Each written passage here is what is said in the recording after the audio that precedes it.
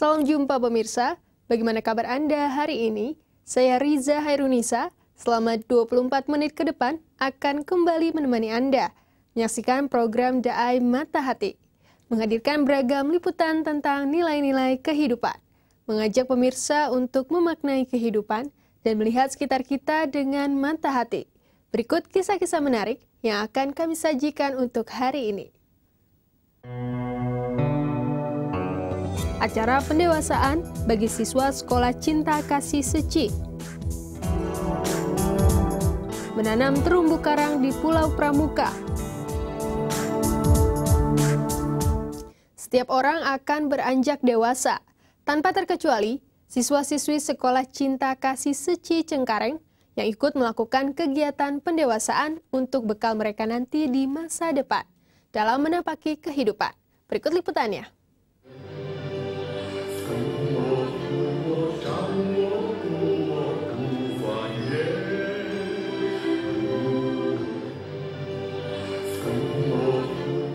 Menjadi dewasa adalah sebuah jalan yang pasti akan dilewati oleh semua orang. Namun tidak semuanya menjadi dewasa pernah dibekali budi pekerti yang baik untuk menjalani kehidupan ke depannya.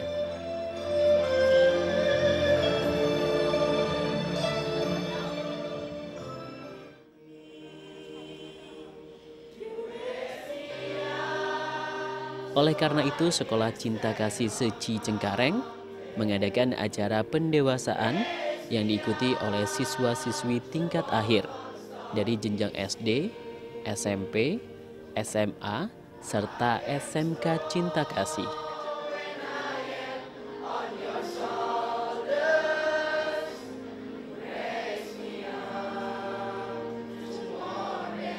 Kita memberikan pembekalan kepada anak. Pembekalan tersebut adalah untuk anak tersebut ke jenjang yang berikutnya, terutama di SMP. Kemudian yang kedua adalah bagaimana dia bisa hidup mandiri. Kemudian dia bisa meningkatkan berbudi pekerti yang lebih baik dan lebih semangat dalam pembelajaran. Yang pertama memang kita dititik beratkan bagaimana mengenai pembelajaran budaya humanis. Jadi anak-anak itu adalah pemantapan. Kemudian yang kedua juga kita berikan pengetahuan pada anak-anak mengenai bagaimana tentang narkoba. Supaya anak lebih dini mengetahui supaya dia tidak terjerumus dan mencoba-coba narkoba. Begitu juga dengan seks edukasi. Nah ini kan suatu hal yang harus diberikan pada anak-anak karena mereka udah menginjak dewasa ya. Acara yang berlangsung pada 15 hingga 16 Mei kemarin bertujuan untuk memupuk budi pekerti serta pengetahuan tentang pendewasaan diri yang meliputi pembelajaran kemandirian, pengetahuan tentang sex education, hingga pengetahuan bahaya narkoba.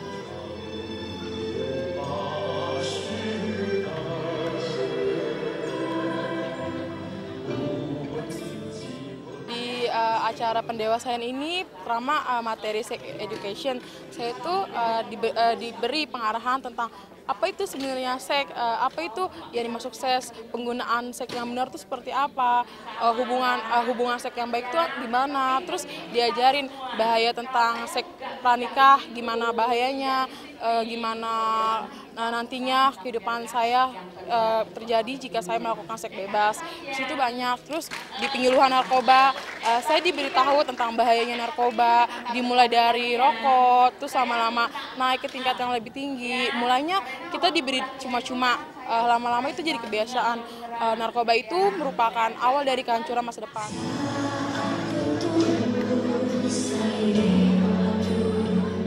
Banyak perubahan yang dirasakan oleh siswa yang mengikuti acara pendewasaan ini, terlebih tentang kemandirian dalam melakukan segala hal, juga perubahan dalam sikap kepedulian antar sesama makhluk hidup selama bersekolah di Sekolah Cinta Kasih Seci. Senang bisa belajar mandiri, bertanggung jawab, cuman kadang repot ngelakuinnya semua sendiri, harus bareng-bareng, jadi belum terbiasa gitu. Dulu belum bisa lah kayak ngurus pekerjaan mama gitu, bantu-bantu mama. Tapi sekarang semenjak sekolah di Seci gitu, ikut pendewasaan gitu-gitu, saya jadi bisa melakukan tugas-tugas yang dikerjakan mama, jadi saya bisa bantuin mama juga.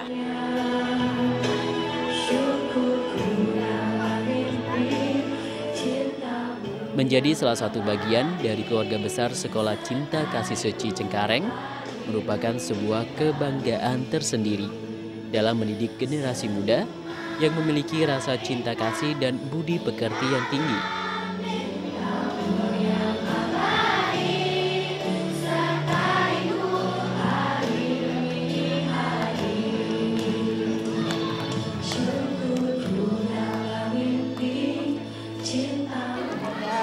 Bangga aja, terus senang juga ya karena sekolah ini kan beda dari yang lain, terutama yang pelajaran budi pekertinya yang bisa membuat anak saya lebih mandiri, ya lebih bertanggung jawab.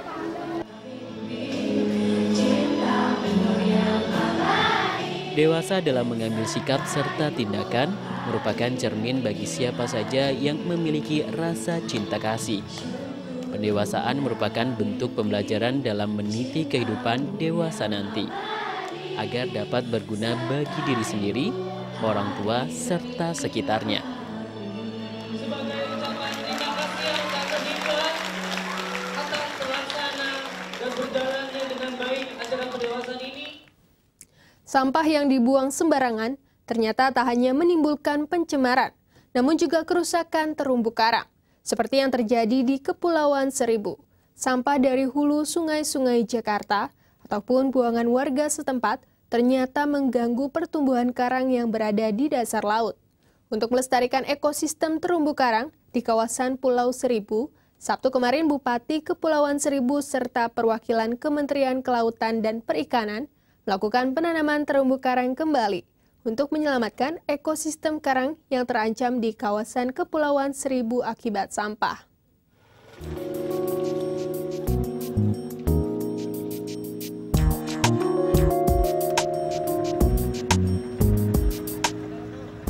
Sampah yang membusuk di kawasan Muara Angke dan Kepulauan Seribu ini sebagian besar adalah buangan dari sampah-sampah di sungai yang mengalir sepanjang Jakarta. Laut pun seolah menjadi ember besar penampungan sampah. Kondisi ini diakibatkan dari pencemaran laut di sepanjang perairan Jakarta dan kepulauan di sekitarnya.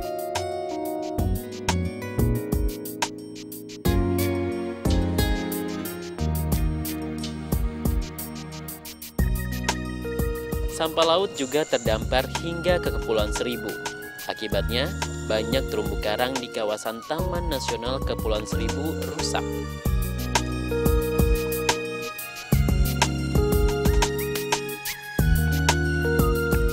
Sampah itu dari daratan memang lebih banyak dari sampah rumah tangga, yaitu jenis produk sabun dan sebagainya gitu kan. Tapi kalau yang di sini memang sih ada beberapa masyarakat yang memang belum peduli gitu dengan kondisi Kepulauan Seribu ini. Khususnya para ibu rumah tangga ya, karena memang mereka tidak terjun langsung ke laut. Tapi kalau untuk bapak rumah sendiri, dia udah mulai merasakan gitu perubahan di Kepulauan Seribu ini ya, dengan dampaknya sampah ini gitu kan. Karena sampah ini memang sangat kompleks sekali gitu. Sampai saat ini kita sangat sulit sekali untuk penanggulangan sampah yang ada di Kepulauan Seribu itu.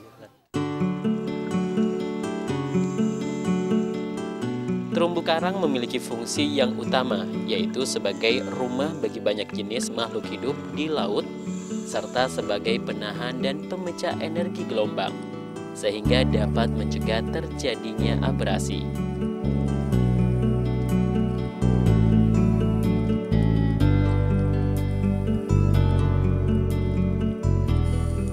Kondisi terumbu karang di Indonesia saat ini cukup memprihatinkan. Dari data yang diperoleh dari Kementerian Perikanan dan Kelautan, lebih dari 60% terumbu karang dalam kondisi memprihatinkan.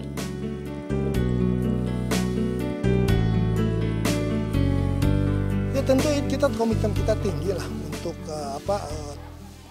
kelestarian terumbu karang ini. Kita akan banyak program-program, ada Coral Rehabilitation Management Program, karena kita tahu bahwa saat ini kondisi terumbu karang kita sudah sedemikian parah ya. Yang baik itu sangat baik itu cuma 6% ya.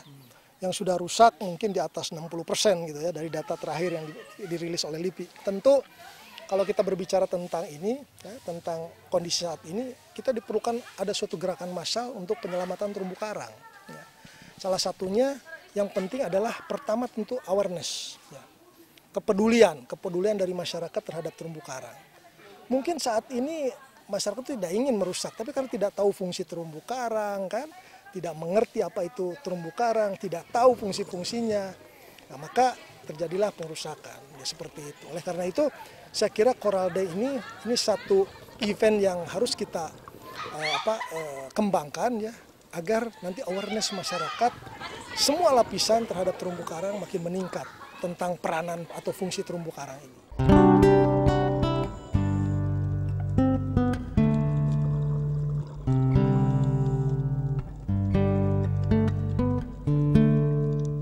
Sebagai bentuk kepedulian pada kelestarian terumbu karang pada peringatan Coral Day 2012 yang dilaksanakan di Pulau Pramuka, dilakukan aksi nyata penanaman karang di kawasan area perlindungan laut atau APL Kepulauan Seribu.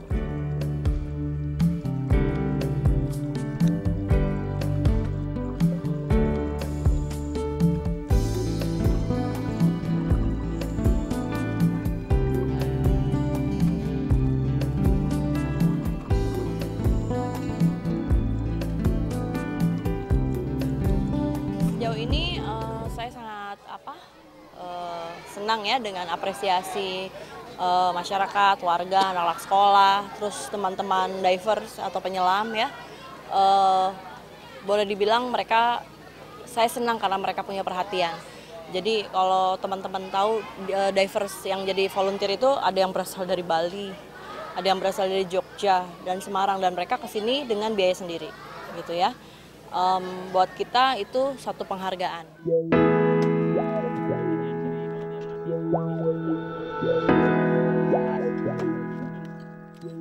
Karang yang ditanam di wilayah APL tersebut merupakan terumbu karang yang sudah dibudidayakan oleh warga. Tujuannya agar indukan karang yang diambil sebagai bibit tidak berasal dari terumbu karang yang sudah ada di alam.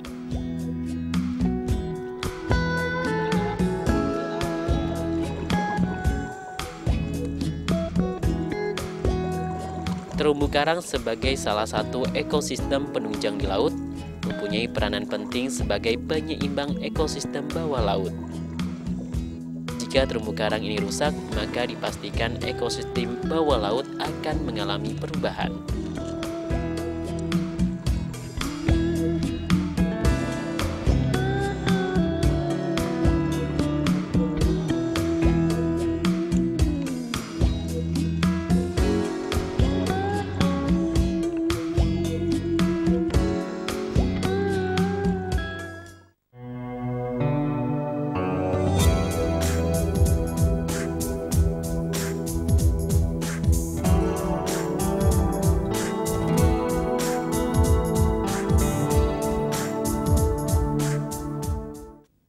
Globalisasi, ibarat dua mata pisau.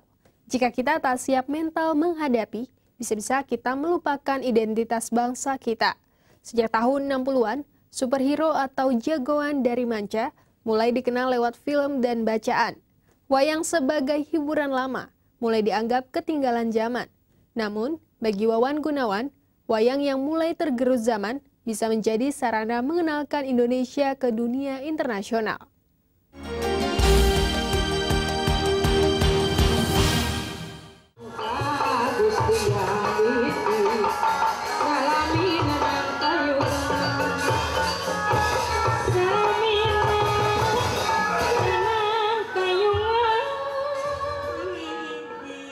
Wayang Golek Ajen Bekasi memadukan wayang dengan sentuhan teknologi sehingga lebih dinamis dan enak ditonton.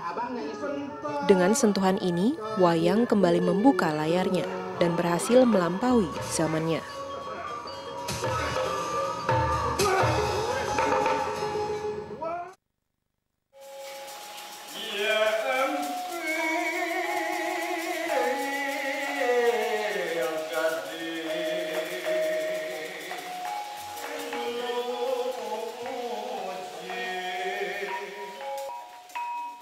Tontonan wayang identik dengan bahasa Jawa yang kurang bisa dimengerti oleh semua orang, monoton dan membosankan.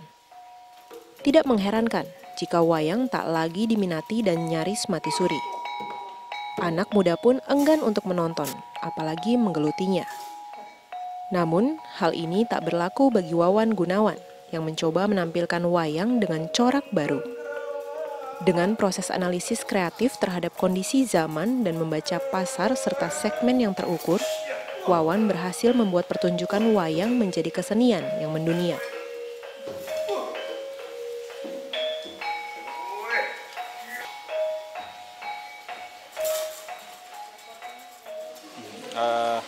Pertamanya ya karena kecintaan ya, karena berangkat dari rasa cinta, rasa menyenangi, akhirnya rasa ingin memiliki gitu. Artinya saya mencoba berbuat sesuatu ya minimal mencoba mendekat kepada seniman. Saya terus terang aja saya bukan keturunan seniman ya.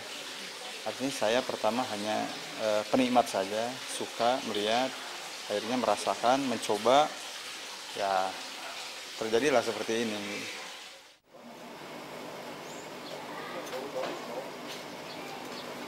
Di tangan pria asal Ciamis, Jawa Barat ini, wayang tampil beda. Ia melakukan eksplorasi seni yang dipadukan dengan seperangkat teknologi masa kini. Bentuk wayang yang dimodifikasi, setting musik, pencahayaan, teknik sabetan wayang, multimedia dan animasi menjadikan wayang Ajen menjadi sebuah tontonan baru yang mengasihkan.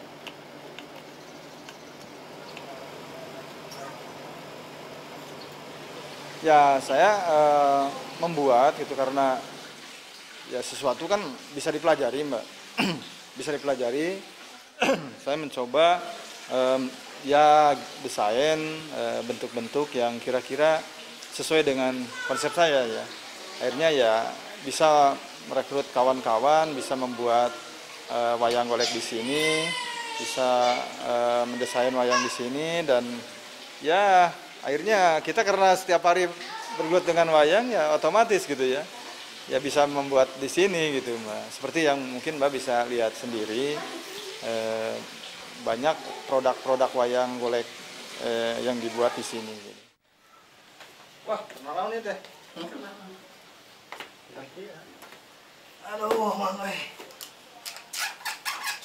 Wayang Ajen juga berkolaborasi dengan kesenian lain. Durasi pertunjukannya pun hanya berkisar 2 jam, agar penonton tidak jenuh dan menangkap pesan yang disampaikan. Sebab selama ini, wayang ditonton selama semalam suntuk, dan hal tersebut sangat tidak cocok untuk era modern yang sangat sibuk. Enak kan? Namun demikian, tradisi golek Sunda tetap menjadi peran utama. Bentuk dan bahan pembuatannya sama dengan wayang golek kayu. Naskah yang diambil pun berpatokan dari Wiracarita, Ramayana, dan Mahabharata. Dengan mengikuti selera kaum muda, cara membaca dan penyampaian pesan pun dibedakan, agar mudah diserap penonton. Pesan moral disampaikan dengan bahasa yang sederhana. Tema cerita juga disesuaikan dengan topik yang sedang tren, dan dikaitkan dengan kondisi sosial masyarakat.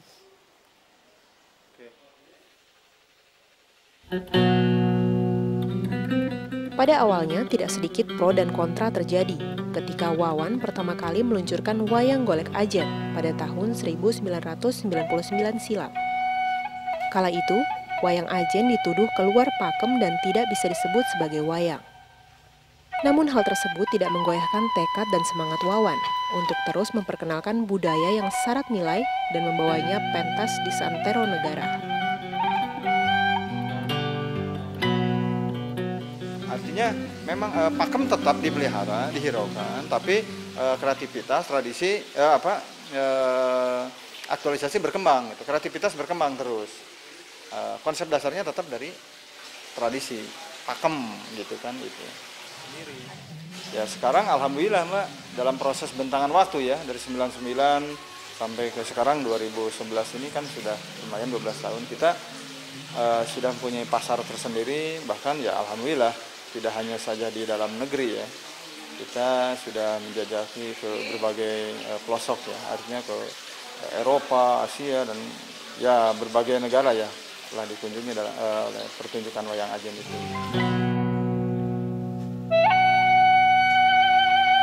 Berbagai penghargaan internasional juga diraih wayang Ajen. Di antaranya, penghargaan pada 9th World Mundial Folklorics Festival di Spanyol, sebagai penyaji terbaik pada The Asia Europe Puppet Festival di Thailand, dan penghargaan dari Festival Wayang Internasional kedua di Siprus.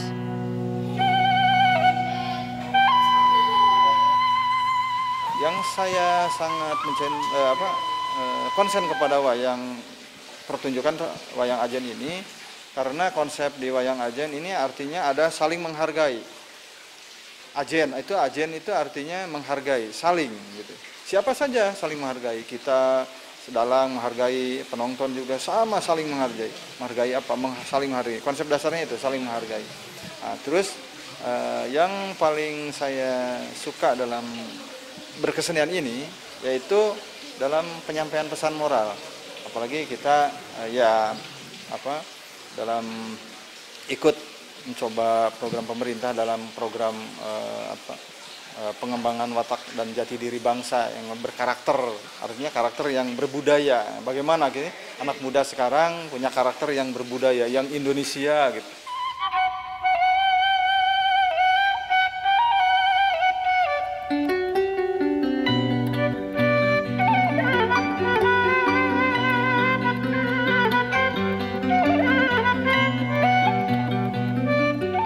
Wayang golek merupakan sebuah kesenian adat Sunda yang sedikit demi sedikit menghilang di telan era globalisasi. Budaya ini hampir terlupakan karena dianggap ketinggalan zaman, termakan budaya barat yang mulai meracuni generasi muda. Apa yang dilakukan Wawan Gunawan patut diacungi jempol. Berkat inovasi dan kreativitasnya, wayang bisa terus mengikuti perkembangan zaman dan berperan sebagai media untuk menyampaikan pesan positif kepada masyarakat. Banyak kearifan lokal dan potensi budaya bangsa yang bisa terus dilestarikan.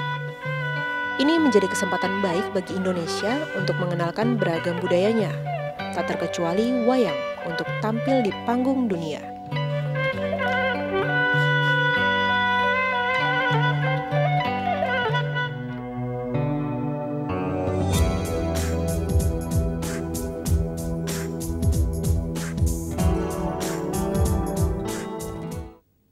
Pemirsa, demikian kabar kami untuk Anda. Jangan lupa untuk menyaksikan program Daai Mata Hati, Senin sampai Jumat di waktu yang sama. Dan temukan kisah-kisah menarik lainnya. Jika Anda mempunyai kritik atau saran, silakan email di alamat berikut. Sekian perjumpaan kita, lihat sekitar kita dengan mata hati. Sampai jumpa.